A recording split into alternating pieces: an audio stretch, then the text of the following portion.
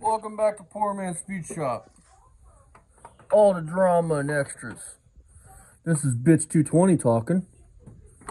And I want to show you guys something. Look at this, dude.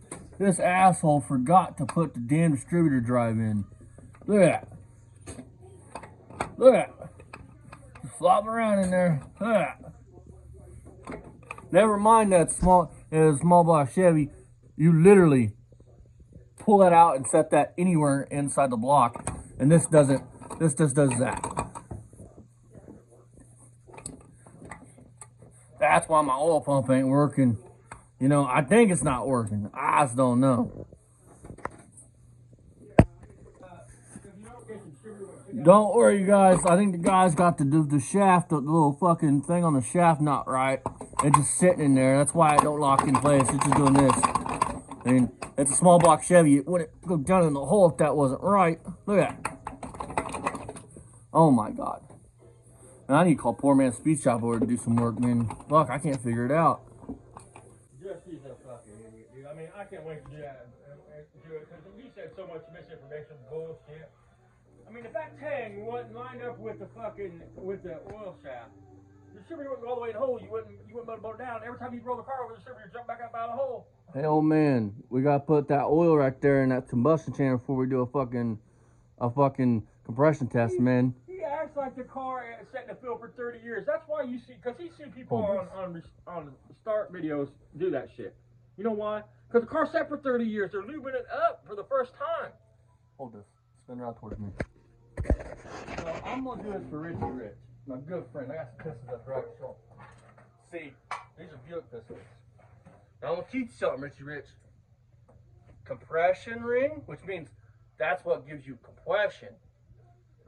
Secondary compression wing. Your oil ring or scraper or whatever. See this point right here on this piston? Well, you see this right here? I have my finger camera first. So see this wing right here. I'm tired holding this damn piston in my hand. I'm not witch. I don't like holding these damn things forever. See, oil wing keeps oil below this point here. Oil not go above this wing. This wing, oil goes above this, engine smokes. Foul plugs, bad things happen. Tell him what happens when oil gets up past that ring. It smokes. What else Foul plugs. Fucking proves it's worn out. You only had 20 pounds of compression. Smoke comes out your intake.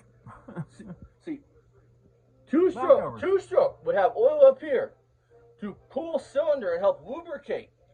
4-stroke, which is what your small block Chevy is, what every car engine is, has an oil wing. They don't want oil up here. It don't need it. Bad things happen. So, Rich, we have oil wing. We got that, right? Oil ring. Scraper. To keep oil below this point on your piston. See, when you put oil up here, I'm going to tell you why you get different compression ratios. Why you get different fucking readings. Because you have a cylinder around this, right, which can only hold so much liquid. When you fill that liquid up, it takes volume away. Why? So therefore, you're never going to get to wide compression ratio because you're taking up volume. You're basically adding to the ring. Exactly. You do dry because chances are if it's dry, there's nothing between these wings except a little film of oil. You pour a fucking quart of oil on top, and your wings are bad. It slowly goes to here, and it fucking helps fill the rings. The first time you would start that up, it would wash that oil away, blow it out the acid or whatever, and then you're back to zero compression. So oil wing. Nothing goes past it. I don't know what is so fucking difficult for you to understand. Oil wing. Say it with me, Witch. Oil ring. Which means this wing goes, stop oil, you cannot go any further. Keeps the oil down here. See, if that dang will stop oil, then oil would get up in here and bad things happen. I know you think that it needs oil here because somehow it's a magical fucking 283 that needs oil on this, like a bunch of oil on the wings, so you have compression. Unless you have a 1-of-1 2-stroke, it does not need that. So, class today, we want oil wing. Says stop oil, don't go any further. We want you only do compression tests when engine is dry, which means no oil up here.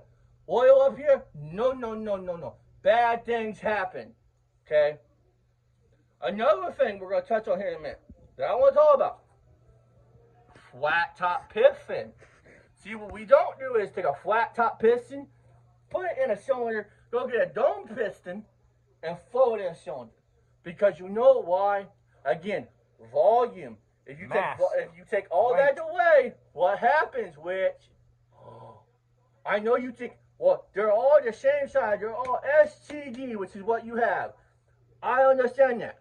You probably got lots of STDs, but that's besides the point. I know you think they're all the same size. Who cares if this piston's the same size and this piston's the same size? It's up here that matters. And the distance between here and here, it could be different. I mean, from here and here, it could be different on the pistons. The valve reliefs means there's less aluminum in that piston than there's in the others, possibly.